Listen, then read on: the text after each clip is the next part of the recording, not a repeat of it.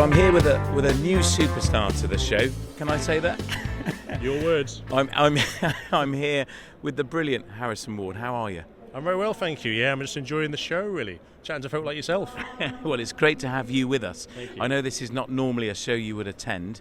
You're more the outdoor side of the market, aren't you? Well, it all fits, doesn't it? Getting out there, I mean, just being in the outdoors, whether it's camping, enjoying the motorhomes, or just cooking out there like I do. I mean, all fits, doesn't it? Yeah.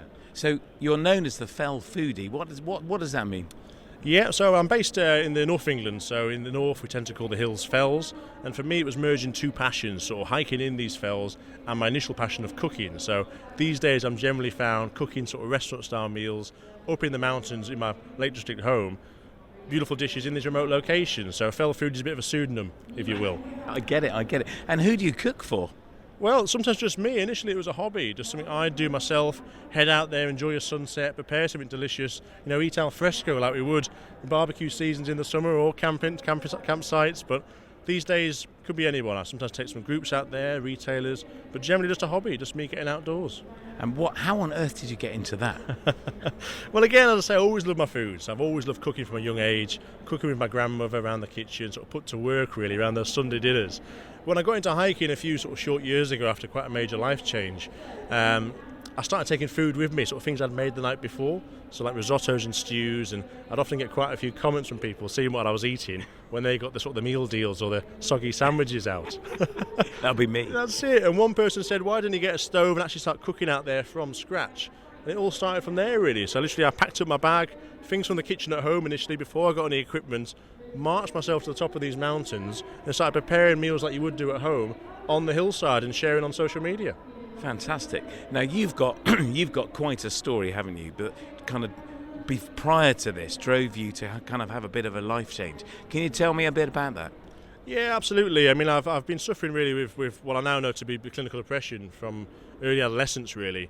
Something that I kept very, very quiet, very much to myself, didn't share it out there, not wanting to be a burden on anybody else, so just kept these thoughts internal. Really to the level of really feeling like I didn't want to be here anymore, I mean, completely controlling my life. I worked on hospitality at a young age. I've been working there since maybe 12-year-old in the back of house in kitchens, washing pots, no training on the cooking side. But later in life, at 18, started working behind the bar, and this is where I really discovered alcohol. Now, initially, this was a huge escape for me. It sort of cleared my mind, sort of sedated those dark thoughts I was having.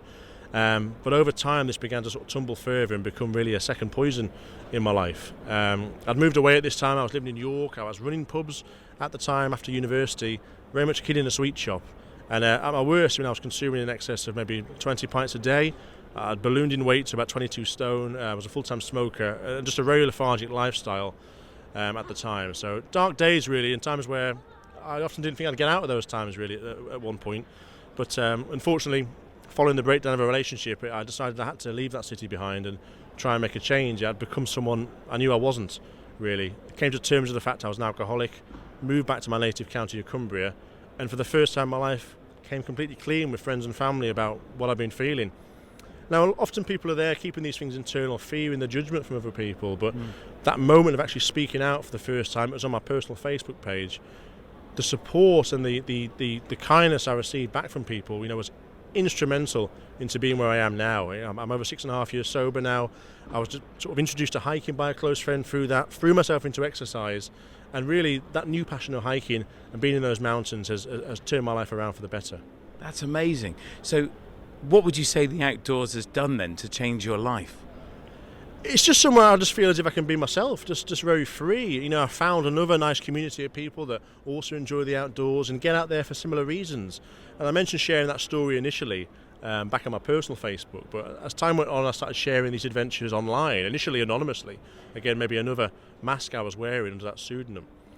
But there were similar stories coming back from people as well about why they find the outdoors, whether it be sort of, camping trips or local walks around the park or up into the mountains, of having that sort of mental and physical benefit, that endorphin hit of spending time in the outdoors. And really it's where we're meant to be. It just feels very human to be out there. So I can very much see why enthusiasts at a show like this love getting outdoors all the time. We do love it. In fact, the Camping and Caravanning Club commissioned a report called the Outjoyment Report, which I commend to you because it backs this up. In fact, they say that 97% of campers say happiness is their top motivator for going camping, while 48% of campers reported feeling happy almost every day.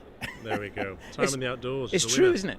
Absolutely changed my life, getting back out there. I mean, I was lucky to be brought up in an area like Cumbria, such a green space, being out there. I do check my privilege of where I was, but it took me a long time really to actually utilise what I had on my doorstep, but all for the better.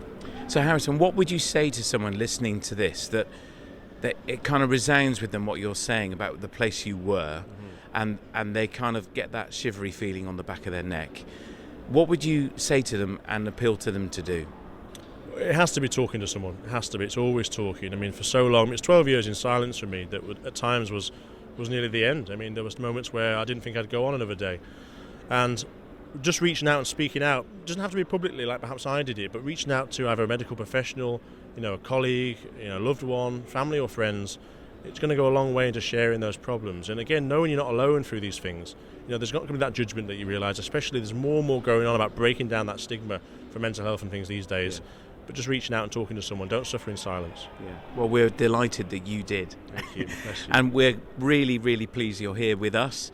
And thank you for sharing your story. It's just amazing. It's great to have you among us, and I hope you can come again. Thank you for having me.